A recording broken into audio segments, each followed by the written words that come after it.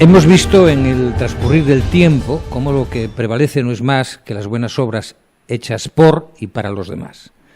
Así se fue construyendo un camino de reivindicación nuestra invitada, que colocaba el foco sobre cómo se iba transformando una sociedad pacífica en traumática, saludable en dependiente, honrada en corrupta.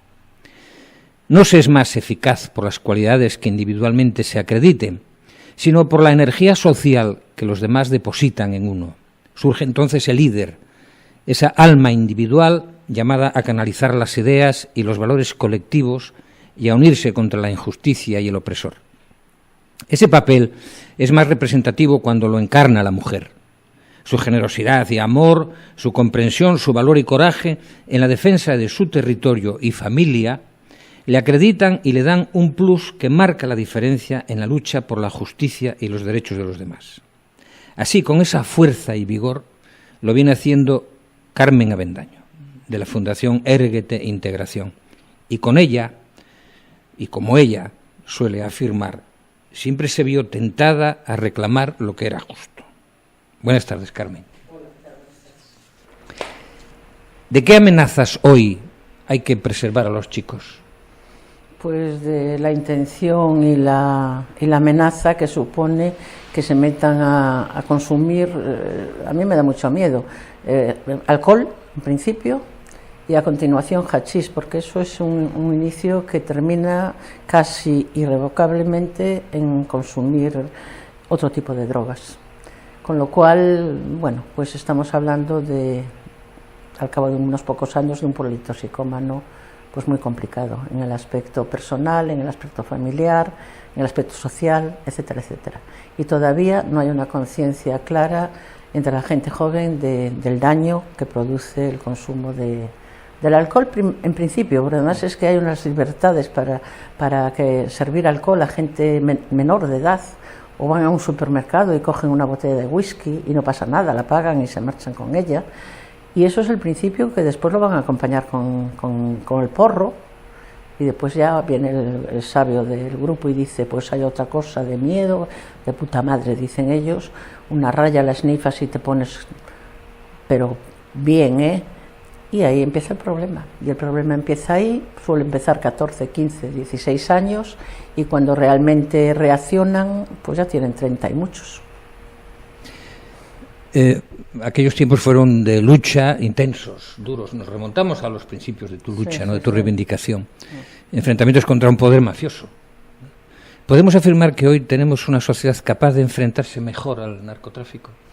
Yo no sé si capaz de enfrentarse mejor, pero desde luego capaz de visualizar más el problema. De aquel entonces, bueno, es que, a ver, Galicia, el problema que tenía y tiene es muy complicado, porque muchos de los narcos que todos conocemos, ¿no?, que han tenido problemas judiciales, que las han cogido con alijos, etcétera, etcétera, venían del mundo del mar y tenían barcos y utilizaban a los marineros, pero eran marineros que llegaban a tierra y tenían un poco de pescado que se le daba para vivir malamente. Entonces, al entrar en este mundo, llevaban también a los marineros, pero el incentivo económico era mucho más importante. Entonces caló muchísimo, pero yo siempre tuve mucho miedo el que la gente interpretase y además señalizarse a los marineros, sino que los responsables eran los que tenían los barcos, lógicamente, ¿no? Porque para ellos iba la carga y para ellos venía. Y después hicieron un daño terrible porque metían en las descargas a gente menores. Y decía, chaval, ¿tú por qué haces esto? Hostis, porque yo quiero comprar un coche, porque quiero andar con chicas guapas, pues, o sea, lo que es el consumo, el consumismo en la gente joven los desarrolló muchísimo. Y eso fue una lucha dura y difícil, pero bueno, yo creo que al final, después de tantísimos años, Galicia tiene más conciencia social en ese tema, quizá que en ninguna parte de... Ya no digo de España, sino de Europa, Tal vez haya que achacarlo un poco a la crisis económica, ¿no?, que son factores de influencia capaces de poner en cuestión la convivencia, las libertades y, por consiguiente, el modelo democrático. ¿Vivimos sometidos a un fascismo económico? Hombre, yo no sé si llamarle fascismo, me parece un poco fuerte, pero qué duda cabe que el poder sigue en manos de los poderosos, de los ricos. Eso está clarísimo. Y es más, hay un deterioro desde mi punto de vista de la representación sindical, sobre todo en las demandas, que ha bajado mucho su reivindicación, y eso hay que retomarlo. Hoy vemos como una empresa, por ejemplo, como Citroën, que tenía unos sueldos magníficos, hoy la gente que cogen a trabajar de forma provisional, que están 3 o 6 meses, pues ganan 800 euros. Y nadie dice nada. Y es una empresa que tiene muchísimos trabajadores, por lo tanto tenía que tener una gran representación sindical. Pues con 800 euros están trabajando. Y pongo Citroën porque es la mayor empresa que hay en Vigo, ¿no? Pues hoy la gente que está preparada rehuye y dirá porque es una mierda de sueldo. Eso es una realidad. Entonces, en muchos aspectos sí que ves que hay dejación de responsabilidades. No hay una representación clara y contundente de los sindicatos, que es imprescindible. Y después hay una dejación también, pues lo de la formación de la gente menos favorecida, que la estamos realizando una serie de gente con muy buenas voluntades, gente que son sensibles a la igualdad, a la formación y demás, pero la estamos realizando desde una forma al margen del propio Estado.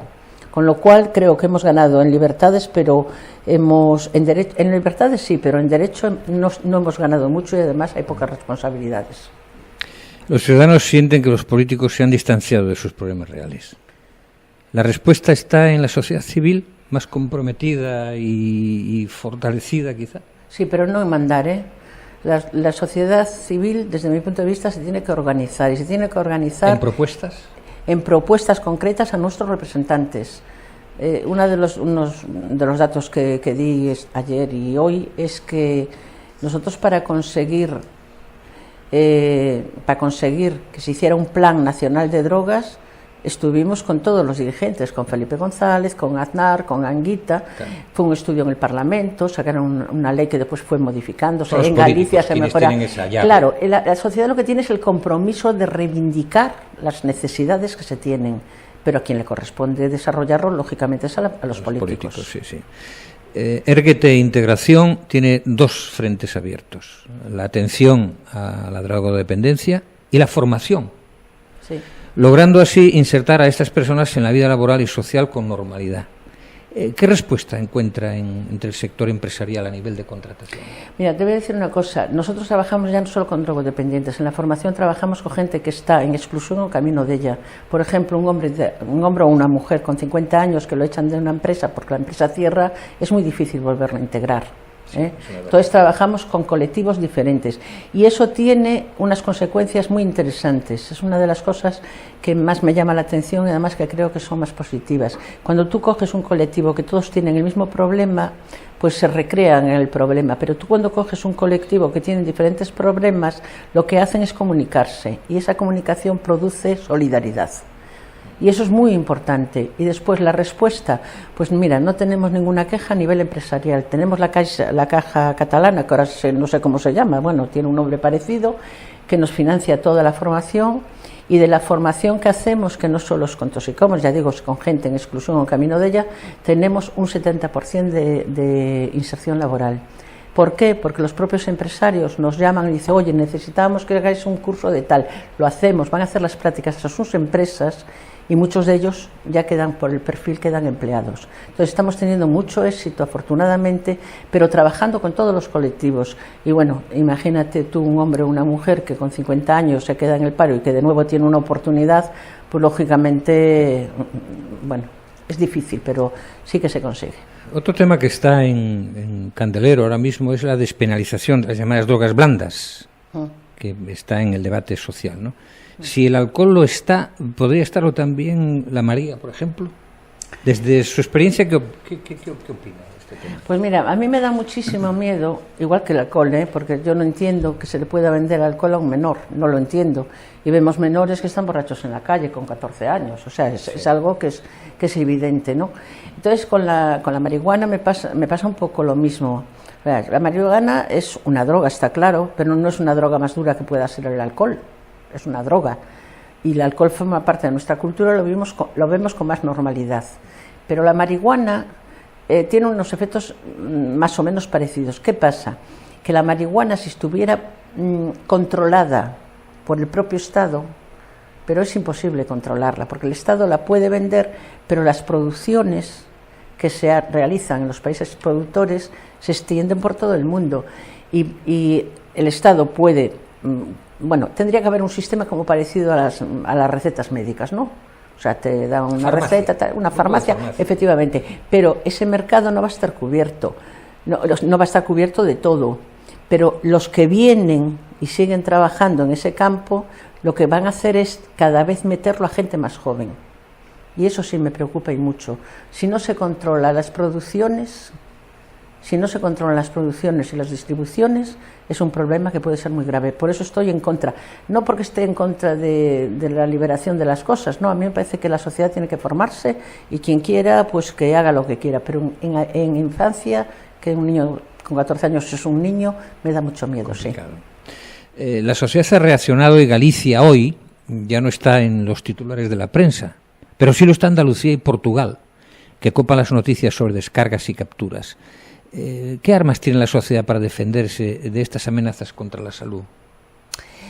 Mira, aquí en Galicia fuimos muy claros denunciando lo que estaba ocurriendo. En Andalucía, en Galicia. Muy grande, y creo con muy buenos resultados. Sí. En Andalucía había tanta o más droga de paso, que venía de la parte de abajo de África, y después a través de los países también sudamericanos, y en cambio allí fueron mucho más pasivos, y además apedreaban a la Guardia Civil cuando iban a reprimir la descarga en una playa.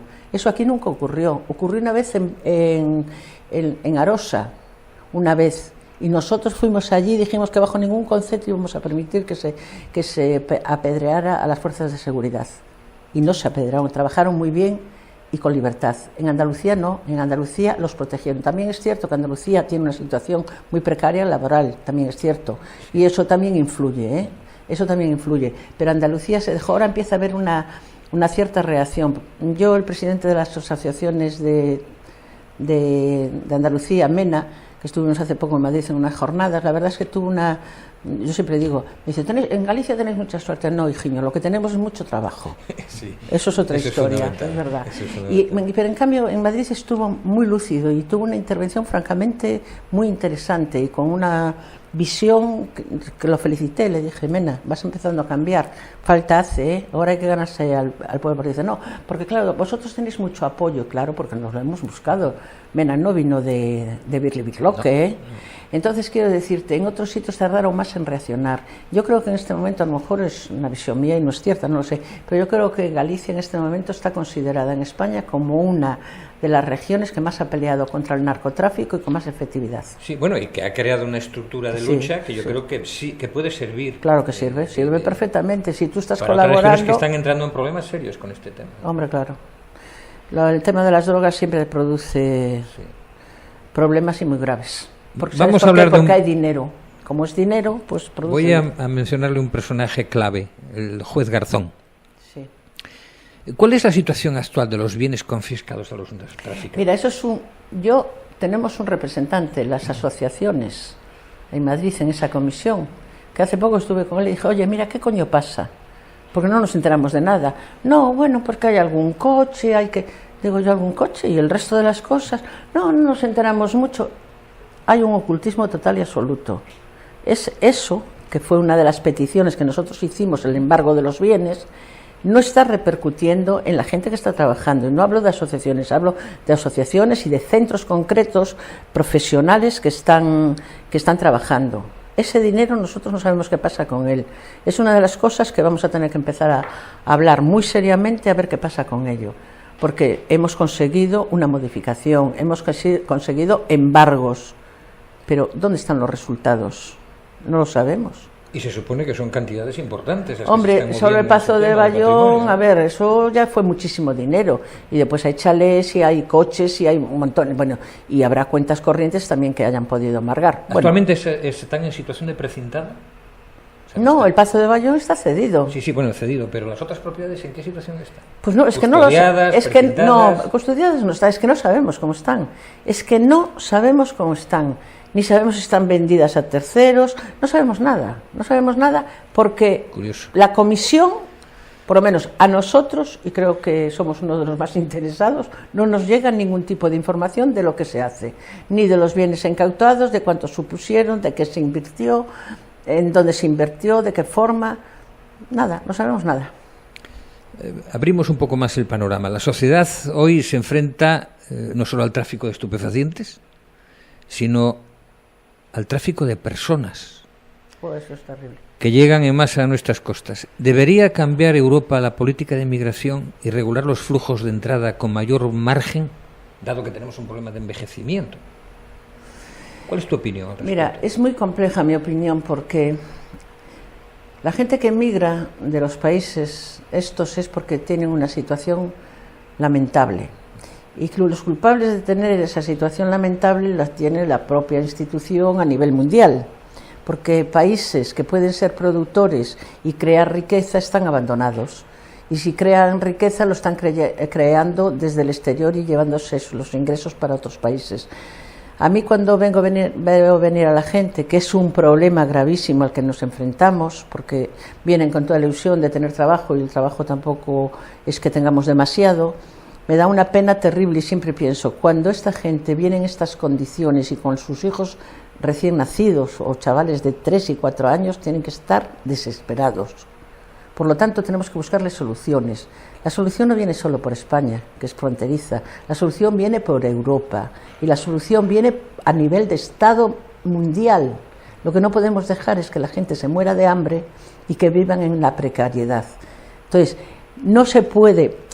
España está siendo más o menos solidaria, porque está siéndolo, pero tampoco está dando soluciones. Los tienen allí albergados. Ayer por la noche antes de ayer, veía un centro donde están allí todos amontonados. Esa gente así no puede estar. La gente viene para buscarse futuro y está siendo difícil. ¿Por qué? Porque cada cual está trabajando para su propio país. Pues no, este es un tema que es internacional y que nos afecta a todos. Por lo tanto, si no hay una coyuntura y unos equipos de trabajo que vean buscar salidas, no se va a resolver y cada vez vamos a estar peor porque va a venir más gente, no tienen trabajo, van a estar en una situación desesperante y bueno, pues yo no veo que haya una movilidad a nivel político que pueda ayudar a resolver este problema. Quizá estamos viviendo en un mundo cambiante, vivimos en un mundo muy cambiante y cada vez más exigente. La democracia representativa no alcanza a dar la respuesta a la exigencia de una sociedad cada vez más compleja y con mayores dificultades que aseguren el bienestar. ¿Los partidos políticos se han quedado anticuados ante este nuevo panorama?